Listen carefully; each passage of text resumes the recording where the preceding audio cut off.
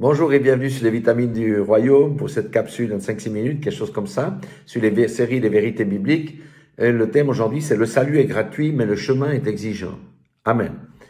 On va lire une parole dans Éphésiens 2:8 qui dit « Car c'est par grâce que vous êtes sauvés, par le moyen de la foi, et cela ne vient pas de vous, c'est le don de Dieu. » C'est vrai, le salut est gratuit.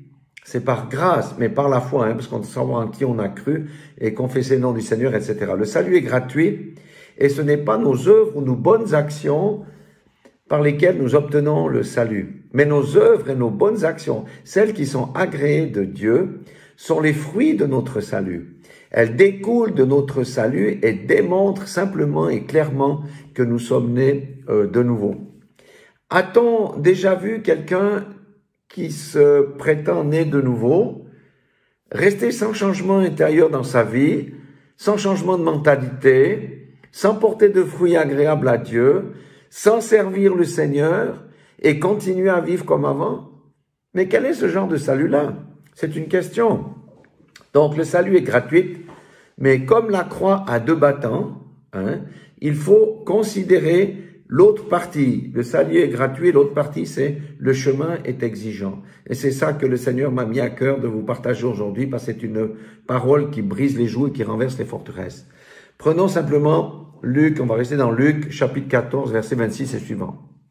Jésus lui-même dit, version parole vivante, « Si quelqu'un vient à moi et n'est pas prêt à renoncer à son père, sa mère, sa femme, ses enfants, ses frères et ses sœurs, et jusqu'à lui-même, il ne peut être mon disciple. » Waouh, ça c'est fort. Quand on dit renoncer à, ça veut dire, si les personnes qui ont été nommées là, passe en priorité dans ma vie, je ne peux pas être un disciple.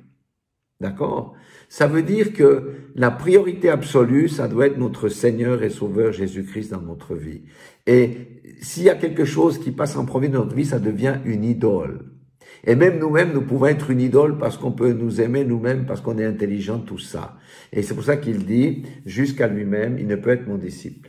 Et il rajoute au verset 27, « Celui qui refuse de porter sa croix pour marcher sur mes traces ne peut être mon disciple. » Donc, on voit qu'on doit porter notre croix. Notre croix, c'est quoi? C'est renoncer à nous-mêmes. Alléluia, par exemple, c'est crucifier sa chair et toutes ses choix. Et on doit marcher dans les traces de Jésus, ça veut dire marcher dans le comportement de Jésus, marcher dans l'amour du prochain comme Jésus, marcher dans l'amour du Père comme Jésus. Amen. Verset 28. Il nous dit en effet, si quelqu'un veut bâtir une tour, est-ce qu'il ne se met pas d'abord à réfléchir en toute tranquillité? Il calcule à combien elle lui reviendra et s'il a les moyens de mener son entreprise à bonne fin. Verset 29, il dit sans quoi? S'il n'arrive pas à terminer sa construction, ben qu'est-ce qui va se passer? Après avoir posé les fondations, tous les passants se moquent de lui. Et au verset 30, ils disent, regardez, diront-ils, celui qui a commencé à construire et qui n'a pas pu terminer. C'est pour ça qu'il y a beaucoup d'avortements spirituels, parce qu'on ne dit pas la vérité aux gens lorsqu'on les amène au Seigneur. On dit que tout est gratuit, mais on ne parle pas du chemin exigeant. Et verset 33, regardez la conclusion de Jésus, et Jésus de conclure. Il en est de même pour vous, il en est de même pour moi, il en est de même pour vous qui m'écoutez. Celui qui n'est pas prêt à abandonner tout ce qu'il possède ne peut être mon disciple. Pourquoi? Parce que le Seigneur nous a dit de chercher les choses d'en haut et tout le reste nous sera donné par-dessus. Les possessions de cette terre ne sont rien du tout. On doit comprendre qu'on vient dans les temps que nous devons réfléchir Christ. Amen. Refléter Christ. Nous sommes les ambassadeurs de Christ sur cette terre et nous sommes nés pour travailler dans le royaume et étendre le royaume. Donc, vous voyez, bien des chrétiens vivent aujourd'hui dans les illusions à propos du salut car ils ne sont pas des disciples. Ce sont des chrétiens. Et Jésus ne nous a jamais demandé d'aller faire des chrétiens ou des membres d'église, ou des gens qui viennent à l'église, mais bel et bien des disciples. Qui dit disciple dit discipline. Discipline par rapport à la parole de Dieu, par rapport au maître. C'est pour ça qu'on doit crucifier notre chair, etc. Je ferai une vidéo là-dessus. Et dans ces temps d'apostasie où le monde est entré dans l'église, Dieu pose quelques questions à chacun. Es-tu un bon chrétien?